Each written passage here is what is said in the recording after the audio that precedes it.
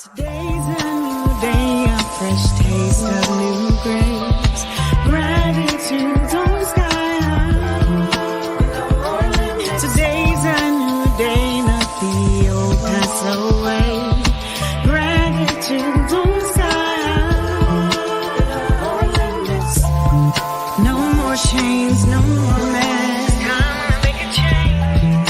No more holding myself back. I'm answering my purpose call. Positive push, embracing life. I'm valuable in love. Today's a new day, a fresh taste of new grace. Gratitude on sky high. No more flaws, embracing all. No more limits.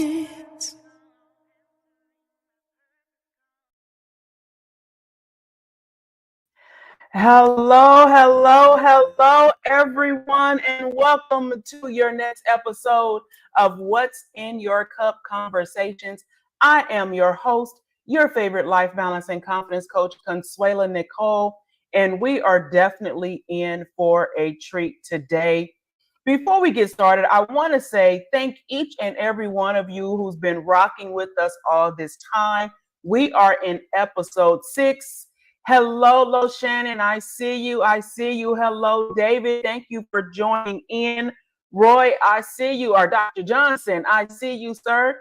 Thank you very, very much for joining in. I'm going to be real transparent. I know I'm always transparent with you, right? Today has definitely been a day for your girl. So please, if my voice go out during this broadcast, just let me know. Consuela, we can't hear you right now. And I, knock that microphone up a few different notches. Because without my microphone, y'all, I'm going to tell y'all now. Right now, I got a straight whisper. So we're going to make it do what it do today. And I am excited about today's conversation. I'm actually excited about all the conversations that I have. But I'm really excited about this one because the men are showing up, y'all. The men are showing up. The men are showing up to tell their stories, to share their testimonies of what's in their cup, what they had to dump out of their cup. Some are a little more graphic than others. Some are, tear jerkers, and some are just straight positive images that we do not see enough of. At least I don't, right? I can only talk about myself. So we're going to get ready to jump right into this. I know you guys have been seeing for the last week and a half, or almost 2 weeks, I have been talking about a gentleman named Antoin Watson. So we're going to talk about Mr. Watson's story here in just a moment. Dr. Cherie, I see you, lady. Thank you very much for joining. Danita, hello. First of all, y'all, we are streaming live across Facebook, LinkedIn, and YouTube.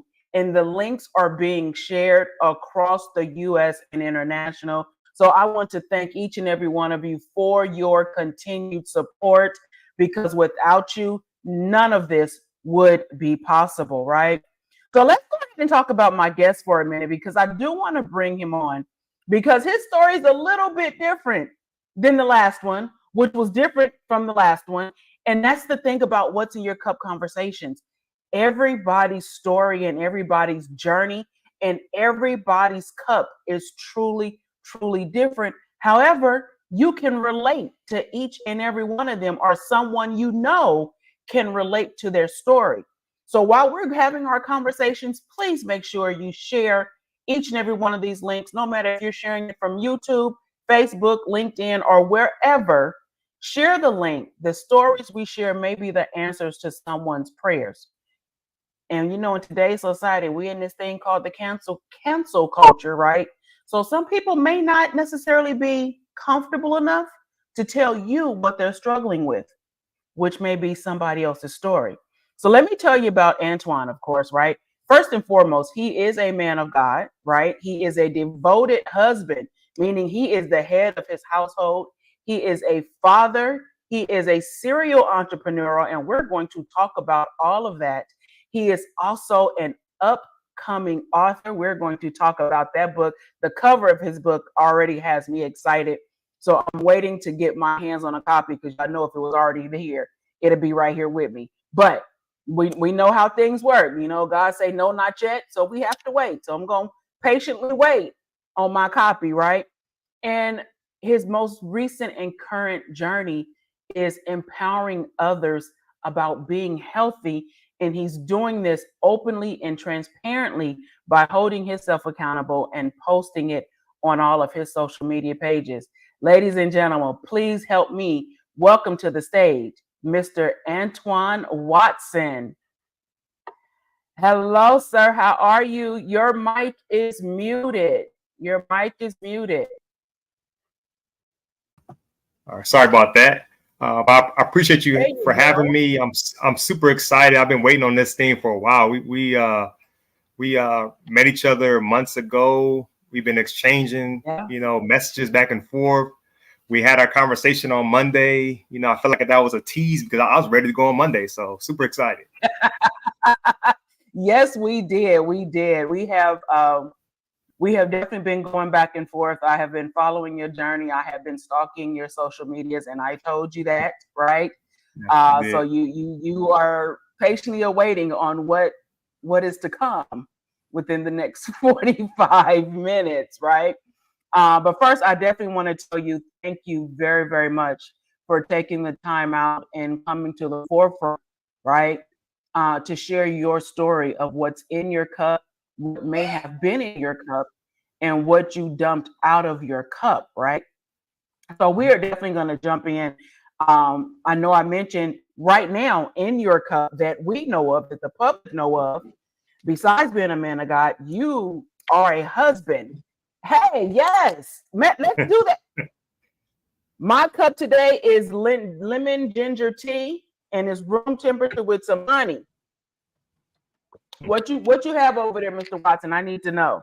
I'm gonna be honest with you. Everybody that knows me knows that I'm a coffee drinker, and I'm just so sad because I did not have the opportunity to put coffee in this. Right now, I'm just having this straight water, but I was wanting coffee so bad, super strong coffee, but my wife got me some water, so I'm gonna take this water. Well, tell wife, Mrs. Watson, thank you very much. I'm a coffee drinker too. I drink the tea because I have to, because these vocal cords be doing their own thing, right?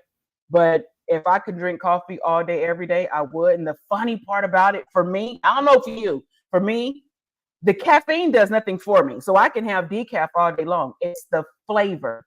So it's all about the flavor for me. And the one thing I can tell you, first of all, I need to give much love and shout out to Glamour Made for the cup that Mr. Antoine just showed that I have. And I will have to put her link on here. She is responsible for all of the cups that have went out. So I am grateful for her. David said, yes, he loved him some coffee. Flavor, yep. So I have to ask, since you put it out there, what is your go-to flavor of coffee? I'm gonna be honest. Like honestly, I don't really have a flavor. My biggest thing is that I go with some kind of medium. I guess you call medium roast. I just need it to be super strong. I'm kind of like you. The coffee really doesn't do anything for me, but drinking coffee is kind of like that. Well, at one time it used to be like a reward because I would get up early in the morning, drive, do Uber at 3:00 in the morning, wait till about 9:00 when my apartment would open up. They would have coffee, and that was kind of like my thing right there. Of what I woke up early, did some hard work. Now let me have some coffee. And when I drink my coffee, it's super slow because what's my rush?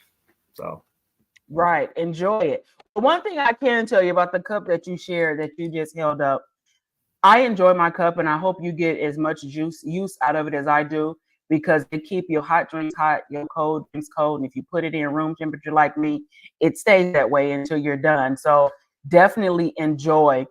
David said he's a hazelnut person. Coffee gets me through the first few hours. Okay, David, we're gonna have to get you on here because I need to know your story.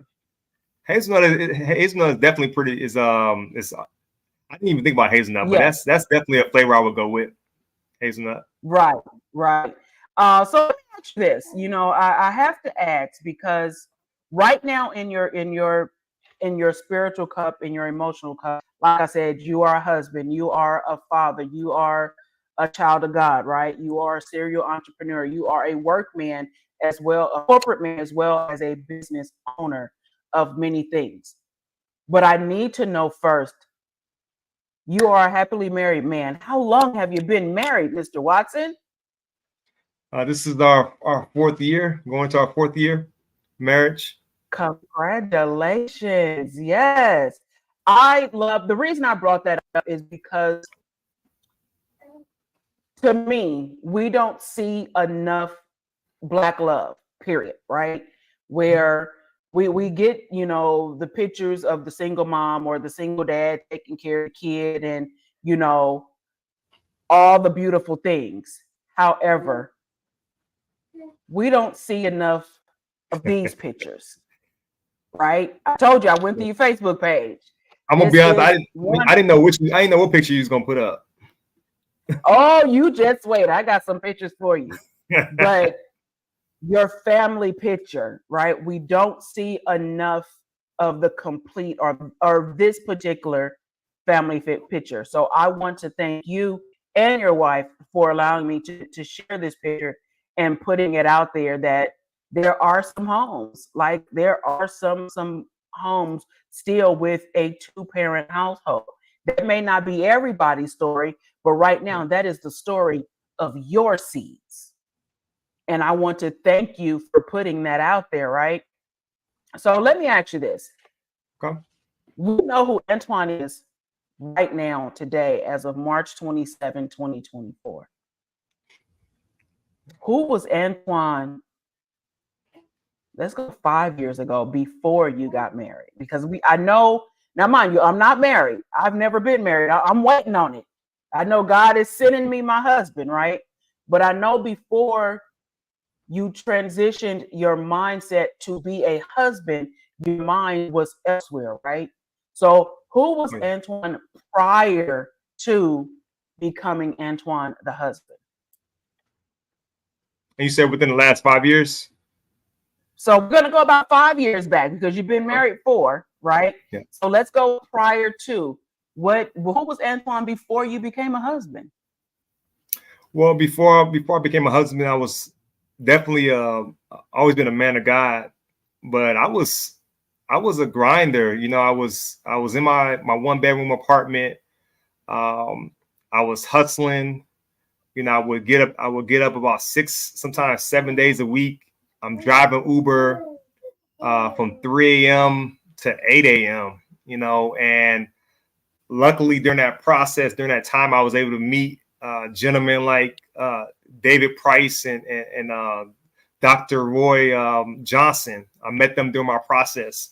You know, downtown Houston. We would be out there, you know, driving Uber. But during that time, I was just focused on success at that time. You know, driving. I had started a commercial loan brokerage outside of my apartment. Didn't know anything about loans. Never worked at a bank. Never went to school for it. I was just one of those people that was interested, and I just did my homework, you know. And a lot of my experience came on a lot of mistakes. So, I mean, that was pretty much me. You know, I barely was in my apartment because, you know, after I got off at 8 a.m., I was in our little we had like a business center in my apartment, and I was just being there until they kicked me out. Just in there, just grinding, just, you know, making phone calls, doing different deals. That was pretty much me, and I say that because before I was married, I was moving differently, and the way I was moving was I would work 16 hours, 18-hour days, you know, on my business because I didn't have any other responsibilities and stuff like that. So Okay. that So was me now at that time. you transitioned over to, okay, God, I'm ready to be that husband that you've called me to be. what did you have to adjust for yourself to prepare to be the head of household, right? Because I am definitely a child of God. I'm a woman of God, and I do understand that no matter how much of a leader I am as a single woman, right? No matter how much of a boss I am and things of that nature, when that time comes for me, I have to be able to take that S off my chest, right? And step back, because the man is supposed to be the head. And I know that's not what a lot of women say now, right? I don't need a man. Okay, well, that's you. That's you. I don't want to kill the spiders. I don't want that. I don't want to put together the bookcases. I don't want that, right? And that's not my son's job. That's my son, not my man. So what did you have to do as a man to position yourself or to be prepared to be somebody's husband? Well, I had to realize that I just had to have some realization, and I had to realize that now the way that I can move would be in a way of sacrifice. I realize now, as much as I want to do business, there needs to be some kind of a balance. There needs to be a balance between a business, between family time, between me and my wife, just our one-on-ones, just making sure that we, have those dates, that we just spend that time together so we can continue to grow. So that's something that I had to really, that's something I had to really adjust on, because like I said earlier, when I was by myself, I move, 24 hours in business possible. So just how to make that adjustment, just how to try to figure out, what are some ways that I can, balance and still be effective, as a family man as well as an entrepreneur. Okay, so let's talk about some of your different businesses previously. I know we mentioned that you've had your hand in a few different businesses prior to, right? Until you found the one for you, and you figured this out by trial and error, right? Without I'm going gonna be into honest, it's more than a few. right, exactly. And Yeah. trust me, like I said, I went stupid. I went through the Facebook and the TikToks, and I went through them, right? So, but you did it. You went through the trials and errors. You tried something and that didn't work, and you tried and it didn't work for whatever reason, right? It just wasn't your forte. That wasn't where your passion, whatever the reason was. But you went through those trials and errors, like you said. You learned from them. What was some of the things that you tried that may or may not didn't work for you that got you to the point where you are now? And we will talk about where you are now. But what did you try leading up to this information? I mean, looking back, I'm 37 years old. Been doing entrepreneurship since I was 20 years old.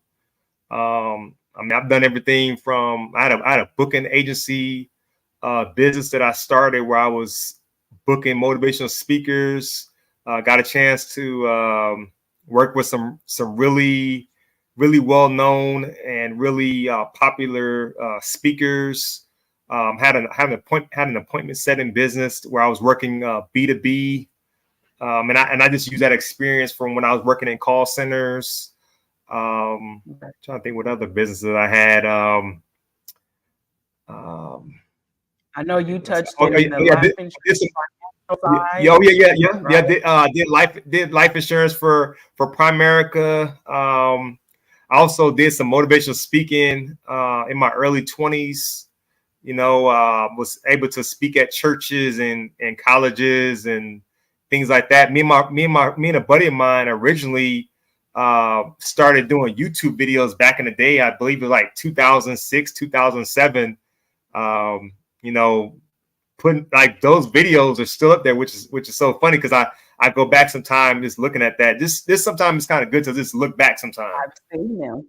I seen them. I did, and that's what Roy just called me out, private investigator. I did.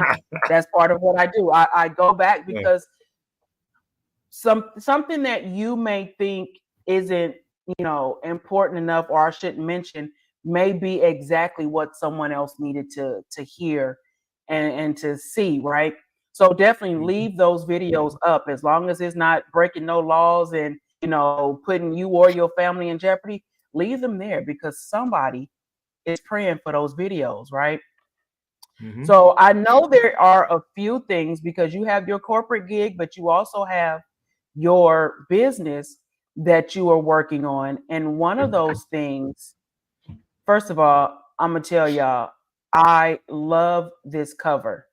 I love this cover, Silent Prison. I will tell y'all, first and foremost, it is not available for purchase yet. It is coming, but Antoine, I know what you shared with me. I know what I've read. I know what you've told me. Tell us, what can we expect from Silent Prison?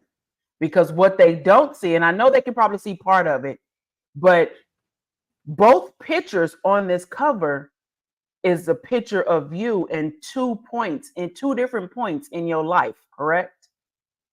Correct.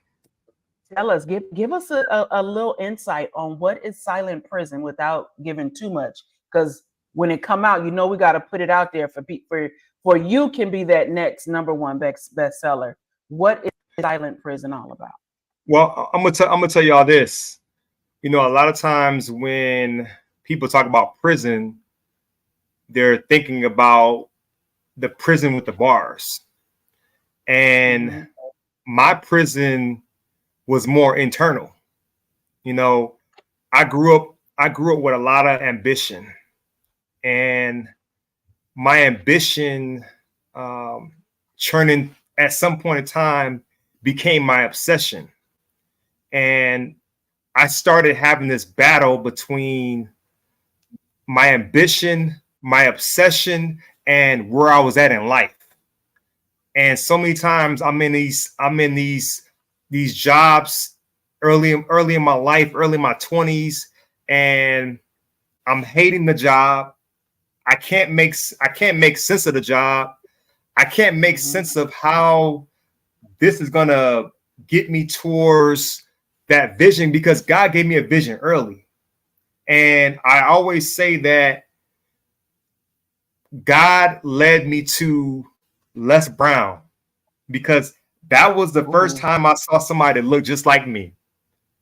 And that was my environment, because I already grew up with the ambition and the obsession. I just didn't have the environment to go with it. So when I saw a black man who had learning issues like I had, and he was up on stage sharing his story and impacting all the people that he was impacting and getting paid for it, I'm like, this is really possible? And that's all I needed to see. So that's what my story is. So y'all are gonna get a lot of transparency. Y'all gonna get a lot of stories of different stages in my life that I really struggle with. I really battle with. I was one of those type where you notice on the cover it says jealousy.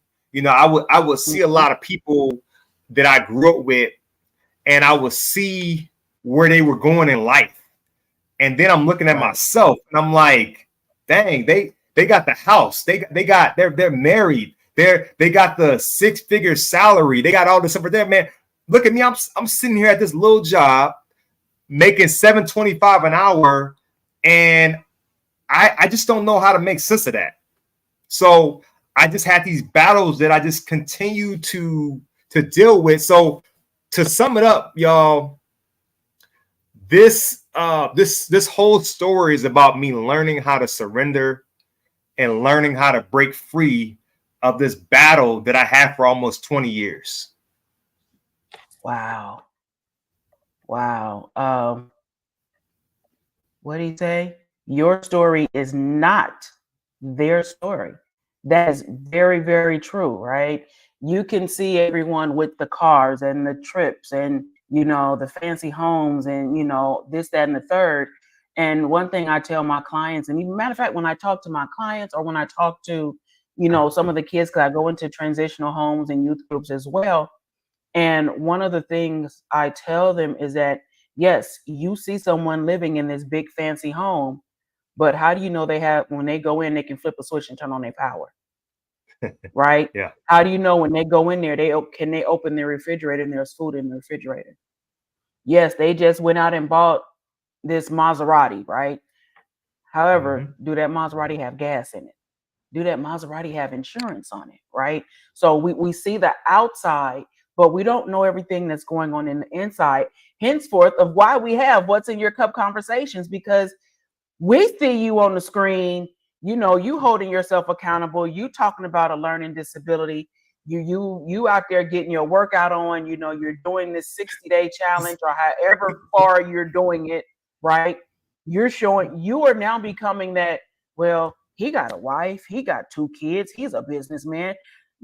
I'm 49 years old. I still ain't been married. I can't have, you know, I don't have the kids. I don't have this. I don't have that. And I can't go out and, you know, do this type of workout. So now you have become that person that someone else look up to. David says, or do they have a house to go with that Maserati? You know what, David? You are absolutely correct, because I've seen some multi-million-dollar vehicles parked in an apartment complex. So, you know, that is very, very true, you know. But I say that because I want you to talk about the learning disability, right? No matter how big or how small, it was something that you had to adjust with. What was that like for you growing up? I mean, honestly, in the beginning, it was rough. I don't really remember what the learning disability was. I just remember how uncomfortable I was. I just remember early elementary school being laughed at, being teased. I remember at that time they had resource classes. Oh wow, you went way back. I see a little box fade. Yeah, but yeah, so it was rough because, you know, they had these resource rooms that they would take me to, you know. So while a lot of the other students were taking like a spelling test and maybe they have 20 words, I may go to that resource room and they had me focusing in on maybe 5 to 7 words. And it got to the point where kids were asking me, like, where are you going? Because they would see me going, they would see me leaving in the middle of class, or they'll see a lady coming in and escorting me out. And so they start asking me where I was going. And so it was rough because, you know, that experience messed with my self-esteem, which made it a struggle for me to really, you know, have relationships with my peers. But I will tell you this, the experience that really changed it all for me mentally and as far as that situation, honestly, is finding the game of basketball. I tell anybody that, because the game of basketball, it gave me a sense of confidence that I never knew was there. It allowed my peers to realize that, hey, I'm just like them. And if I just look back at all the relationships and all the life lessons I was able to get playing the game of basketball, and I'll be wrong to say why you're asking me this about the learn this, but I'll be wrong to say that my Uncle Jerry was a big, huge influence on me at the age of 18 years old. And, you know, I made this move to Mississippi, you know, after high school. And I just remember my Uncle Jerry taking me under his wing. And he was the first person ever to speak positivity in my life. So I could probably say he was that first environment, and then Les Brown. But he just gave me that belief. Like I had so many people, because I had to learn disability, every time I try to do something, they will look at me strange and try to say, well, you know what, maybe you should try this right here. You know, you may struggle with that. You know, you're below average. You know, maybe you should try this. So they kind of put me in that box. My Uncle Jerry would say, okay, you want to do this? And he's going to show up. He's going to tell me what I need to do to be able to make that to make that happen. So he's a big influence. He's somebody that, you know, I still think today, because he sowed some seeds almost 20 years ago that are continuing to you know, do what it does. They sprouting, yeah. Right. So you know, I have to bring it back. Who is this kid? I mean, this is the insecure, low self-esteem. Yeah. Low self-esteem, shy, didn't really have no confidence. I mean, it was a lot. He really didn't have any friends at that time, you know. Like I said earlier, you know, I really wasn't really hanging around nobody because I didn't have any good social skills. So, you know, pretty much he was a kid to himself. You know, but he had ambition. All that ambition stuff that I was talking about, he had low self-esteem, but he had ambition. He had a lot of ambition. Okay, so what you walk into a classroom now, right? Or you go pick up your babies from school and you see this little boy sitting outside by himself or whatever the case may be. What are your words to this young man? First of all, I'm gonna give him a hug. That's the first step right there for me. The second thing I'm gonna do is I'm just gonna talk to him. When it comes to mentorship, like that's just a natural thing for me, especially when I see somebody that seems to be struggling mentally, seems to have all the potential in the world, but just doesn't believe that the potential that they have, the gift and the talents they have, can actually work out for them. So I would hug them. You know, I'm gonna speak life into him. I'm gonna speak God into him. I'm gonna talk to him about the gifts and the visions that God has for him for his future. And I'm gonna encourage him to be around positive people early. I'm gonna encourage him to start finding mentors at that age. And I know it sounds funny, but if I can go back, I wish I would have found mentors a lot earlier than when I did. Okay. So what would be your words to because even in your current corporate job, right? You change lives every day, right? In what you do, no matter how big or how small. What are some of the words that you can share with them to get them on the right track, right? To help transition them more into a more positive atmosphere when that time comes for them, right? What are some of those words? And some of them could be watching. Some may already be, you know, on this side of the fence and trying to figure out what their next move is, right? Trying to reacclimate to everyday society. What can you say to another young man that look like you know, on Antoine, you've always had it good, but that won't work for a man like me. What can you tell him about going forward? Well, the first thing I'm gonna say is I don't care what it looks like right now. God is not done with you. Your story, where you are, he's not done with you. And I would tell him that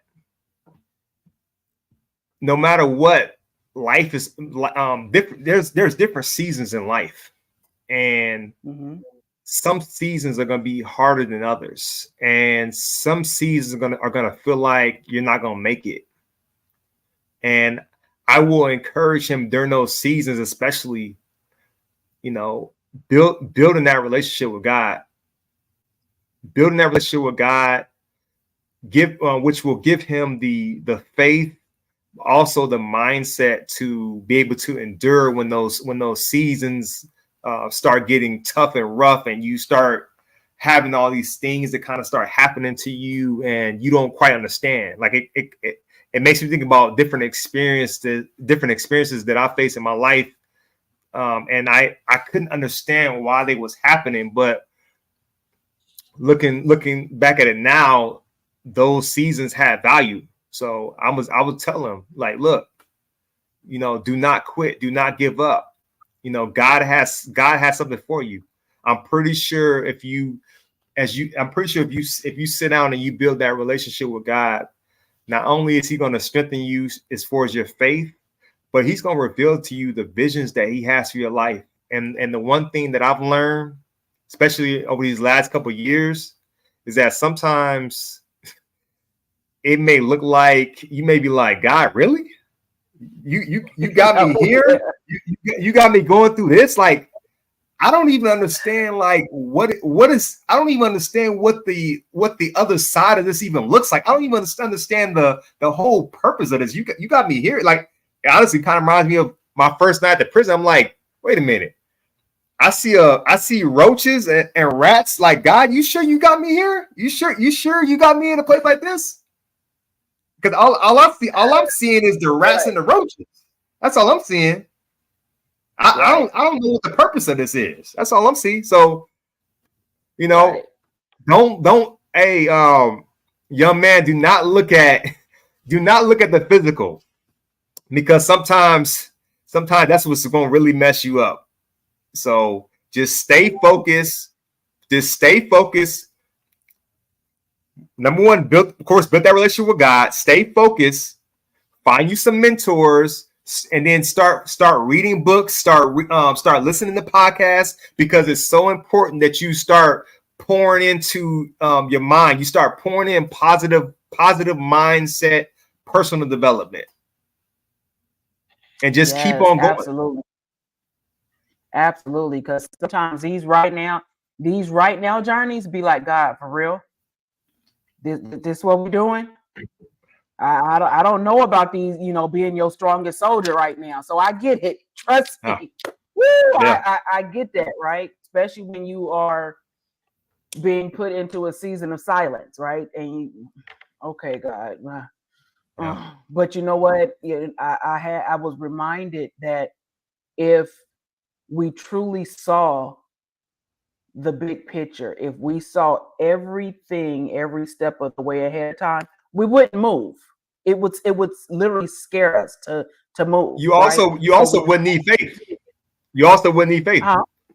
You also wouldn't need faith. Absolutely, you would not. Right. So it's like you have to have it, and I tell people that all the time. No matter what your religious belief is, you need to make sure you have your spiritual relationship, right? No matter where, that comes into place for you, because everyone's relationship with God is definitely different, right? Mm-hmm. Dr. Roy said, yes, it will paralyze us. Absolutely. It sure does. It sure does. What's going on with Antoin in regards to, I see you doing these health journeys, right? You are being consistent, but I also know you also are working on something else, right? So is that what can you share with us about what you're working on without putting everything out there yet? Because I need to make sure that once we're done, everyone go and follow and connect with you on TikTok as well as Facebook, because you have some amazing motivational posts, not just for, it's especially for the men, right? But it's something that works for everybody, right? But what is it that you're working on? What is it that what you feel your ultimate goal is from the silent prison? What is your big picture? And I say that with a smirk, because I know what our vision is may not be God's vision, right? So what does that kind of look like right now? For me, honestly, You in Oh no, trouble, you man. fine. honestly, as far as the book, I'm really just, I look at it in many different ways. One, I feel like it's a book that could possibly lead people to God. If people who may not have a relationship with God, it may be a way for them to, get that relationship. So want to build that relationship. Also, I feel like it's gonna help people get through strongholds. Because that's what when you talk about internal prison, that's really what it is.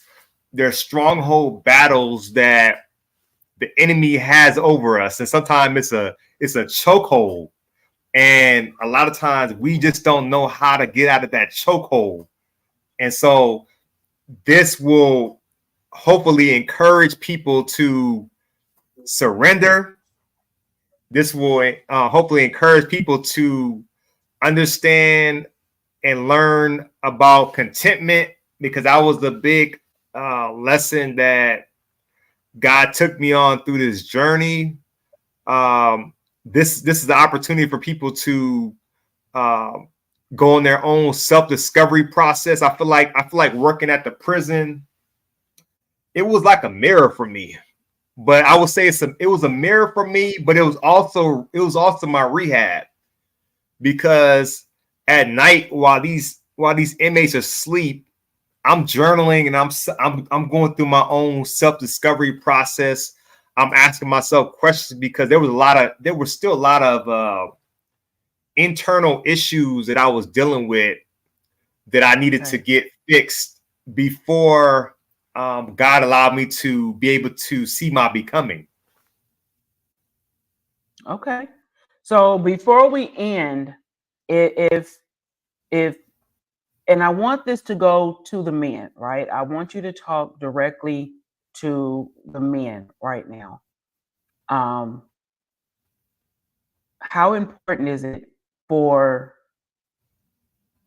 you as a man and for other men to say, I've been through some things. This is my testimony, or I'm going through something. I need some help. I know, men, especially in the Black and brown community, was told men don't cry, right?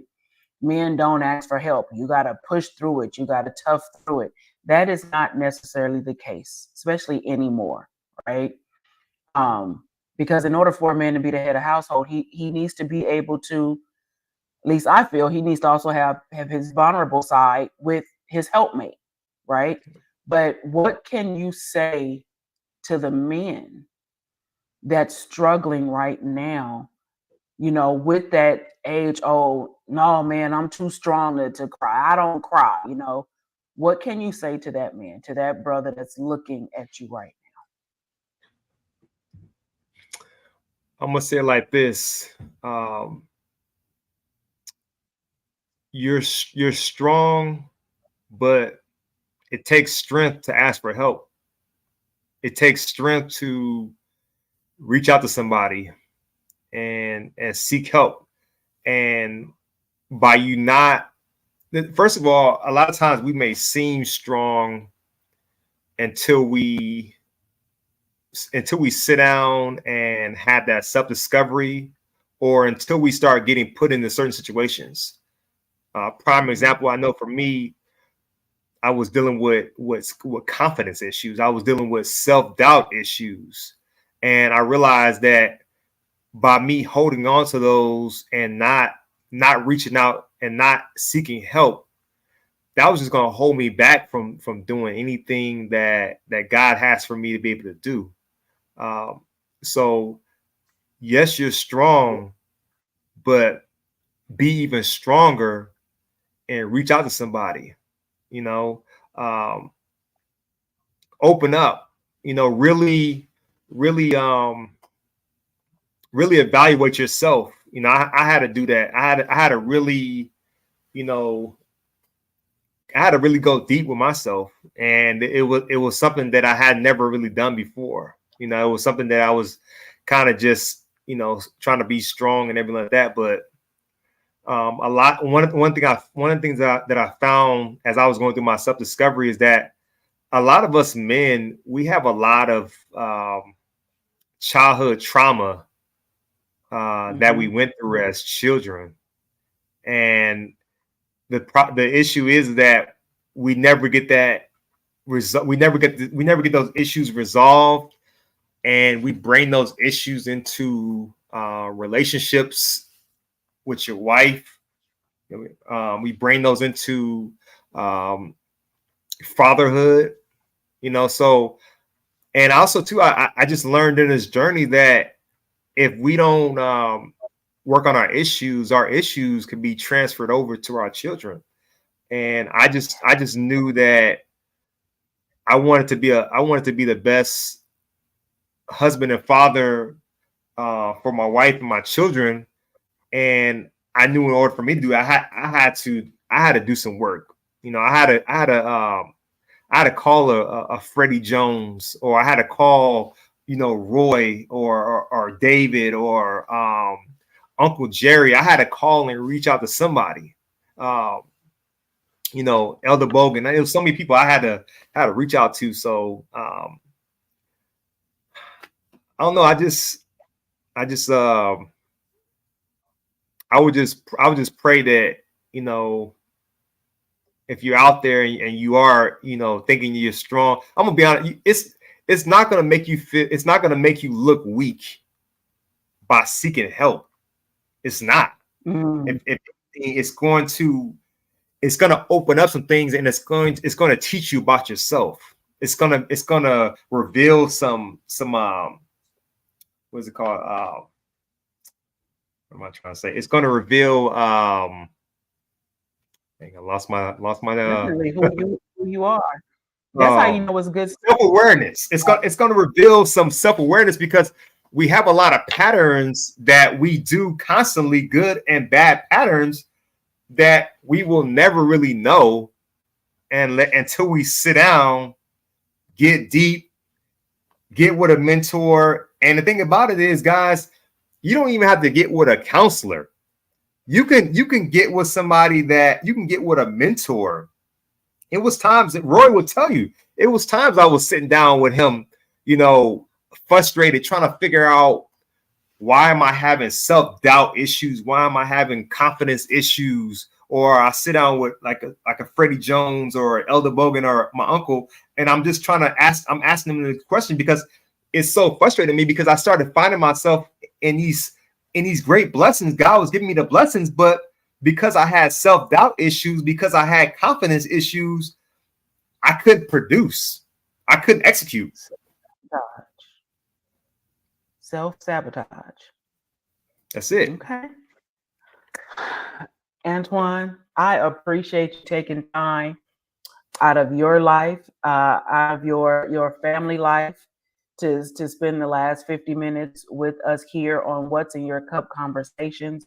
I am looking forward to getting my hands on a copy of Silent Prison. I need that. And I'm telling you now, if I get a copy and it's not signed, I'm returning it to sender. Yep, I need an autographed copy. You think I'm playing? Ask Roy. I got you. I got you. Definitely thank Mrs. Watson. I know, this is probably her time with you right now. Tell her thank you. I appreciate her, for holding up and showing what Black love is, as a whole family unit, Ladies and gentlemen, Mr. Antoin Watson, Silent Prison. Make sure you go follow him across all social media platforms. So when that book drops, you need to make sure you get your copy, because a prison is not just the four walls and a chain fence. You can be in a silent prison inside your own head. Until next time, everybody, we will see you in 2 weeks when we have some amazing entertainment. No, I cannot sing, so don't hold that against me. And I know I've had quite a few people that have asked, Consuela, who did the video? I gotta tell y'all, my friend, my brother, Mr. David Price, he is on here, and I'm gonna have to throw his website up here in a minute. He created the video that you guys see in the opening number, and I want to thank him for doing that for me, because it was time. It was that level of time. So until next time, everybody, have a good night. And no matter what you do, remember, just get up and do it. There it is, Silent Prison by Antoin Watson, coming to a bookstore near you. Have a good night, everybody.